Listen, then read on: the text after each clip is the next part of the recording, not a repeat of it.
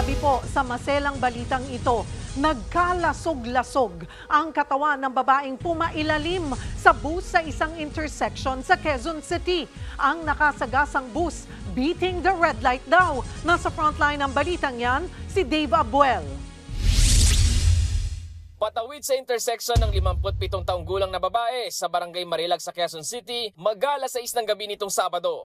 Isang puting bus ang makikitang kakaliwa sa intersection. Mawawala sa kuha ng kamera ang babae na pumailalim na pala sa bus. Sa isa pang kuha ng CCTV, makikitang tila na alog ang bus nang magulungan ang babaeng tumawid.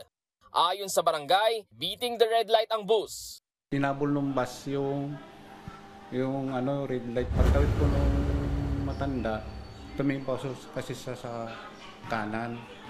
Hindi niya napansin yung bus.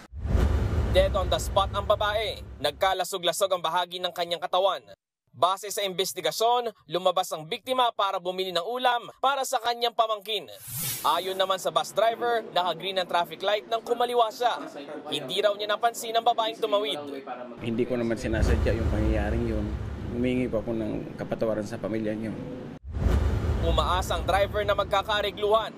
Nasa kustodiya na ngayon ng Quezon City Traffic Sector 3 ang driver. Nahaharap siya sa kaukulang reklamo. Nagbabalita mula sa frontline, Dave Abuel, News 5. Mga kapatid, Cheryl Cosim po, huwag maging huli at maging una sa lahat sa balitaan. Para sa tuloy-tuloy na talakayan sa frontline, mag-follow at mag-subscribe sa social media pages ng News 5.